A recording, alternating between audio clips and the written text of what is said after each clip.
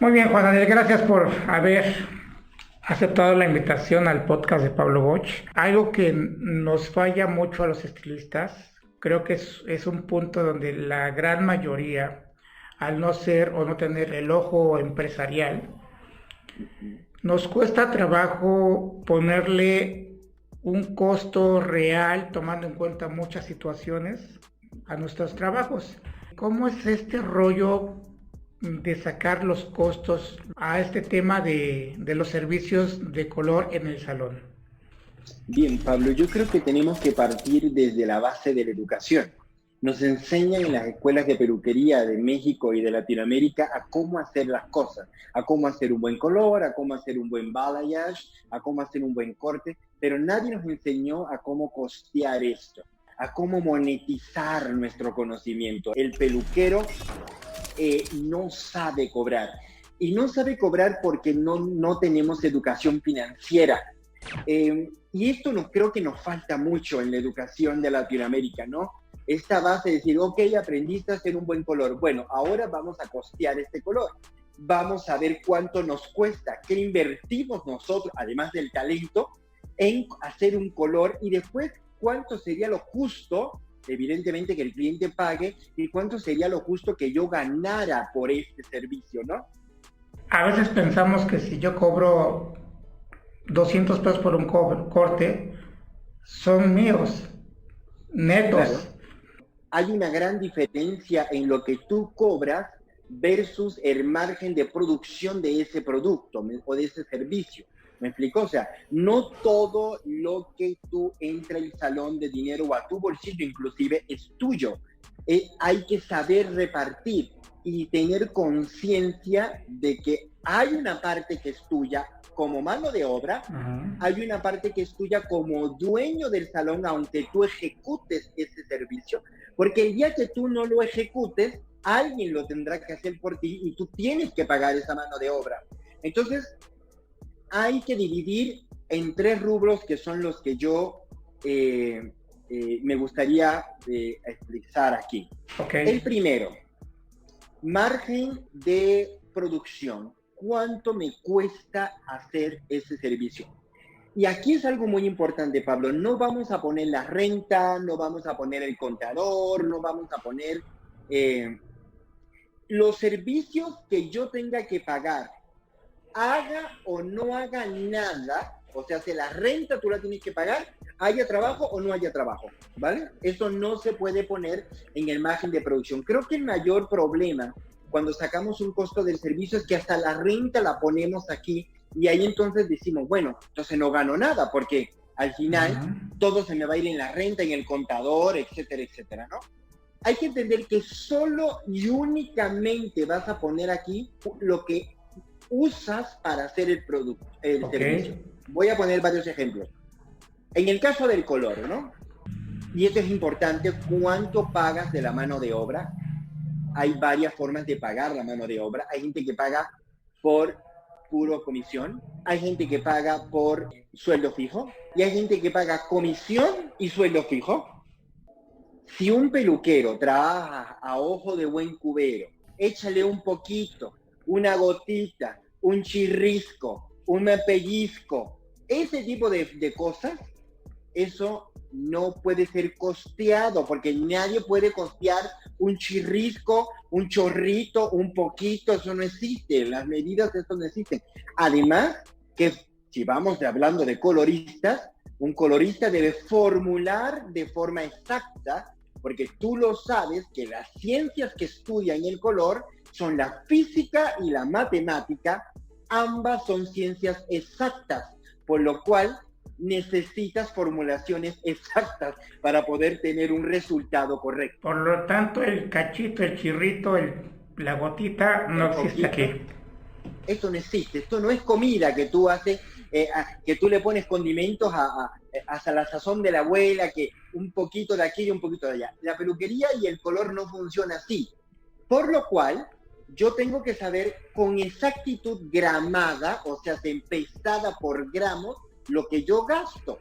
Porque si de un tubo de tinte que tiene 90 gramos o 60 gramos, yo utilizo 30 gramos más, ya sea medida por una o una y media o una sobre uno por sí mismo, ese peróxido tiene que ser medido y costeado exacto en la ganancia, ¿verdad? Bueno, en el uso, perdón. Entonces, empecemos que el producto se tiene que medir. Y no solamente voy a hablar del tinte y del peróxido, hablo del champú con el cual voy a lavar ese cabello. O sea, este punch que uso, ¿cuánto pesa el punch? Comúnmente pesa 5 gramos. Cada punch te da 5 gramos.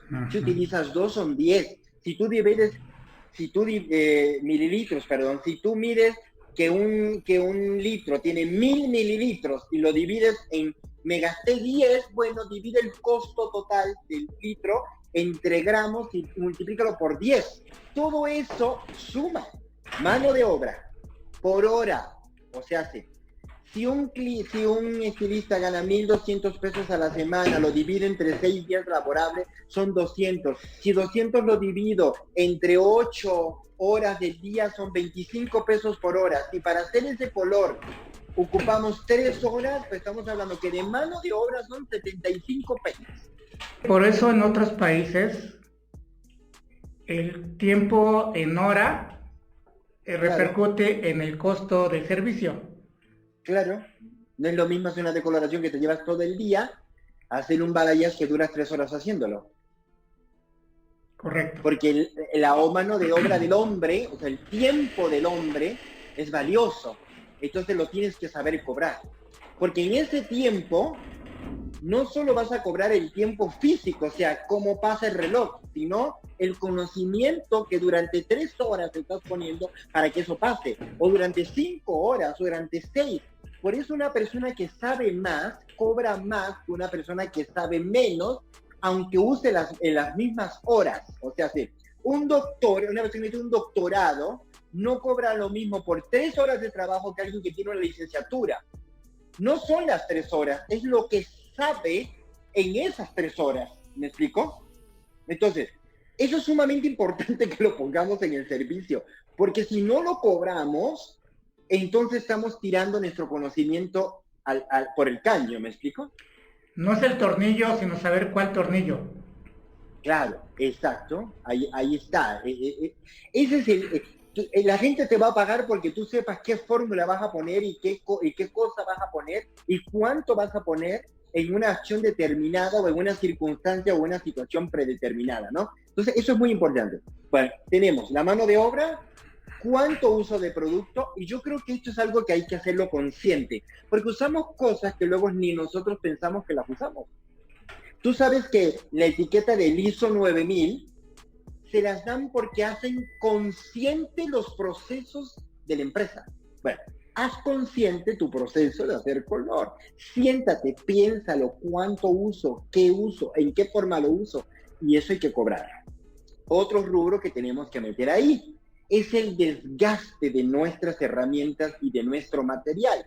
Por ejemplo, voy a hablar de cosas muy simples: la capa de corte, el filo, la brocha, si usaste una paletina, ¿vale? Si usaste una secadora, todo lo que sea material de trabajo, material técnico y herramientas de trabajo, ¿ok? Llámese tijeras, secadoras, planchas, etc. Esto se tiene que agrupar en un rubro que yo llamo,